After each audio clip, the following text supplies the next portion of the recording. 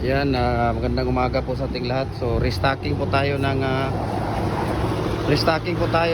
S4S natin na 1x2 by 8, 1x2 by 10, 2x2 by 8, 2x2 by 10 at saka yung cornice molding natin. Ayan. So nag-restock po tayo. Galing po ito sa ano natin, sa ating supplier. Ayan. So yan yung molding natin. Ayan si Commander Kuya G Abs. Ayan, kung makikita ninyo yan siya. So restock po tayo ng cornice molding number 4, 1x2 na mga S4S natin. Ayan.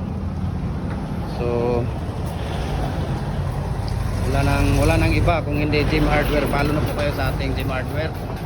Gem Hardware and Kukulamber and Concrete Products sa Balulang branch. Gem Hardware and Kukulamber and Concrete Products Kanituan branch, at saka sa ating personal Facebook account Felix Tan Pagikan Jr., at saka sa ating YouTube channel Felix Tan Pagikan Jr., at saka sa ating Instagram account Felix_Pagikan 2000, at saka sa ating Facebook page account Gem Hardware and Kukulamber Tambo Makasandi branch. Ayan, kung makikita ninyo.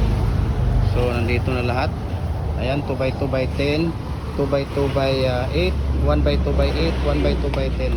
So restocking po tayo ng ating S4S po. So nandito wala nang mapaglagyan natin, no? So hanap tayo ng ibang mapaglagyan natin ng S4S.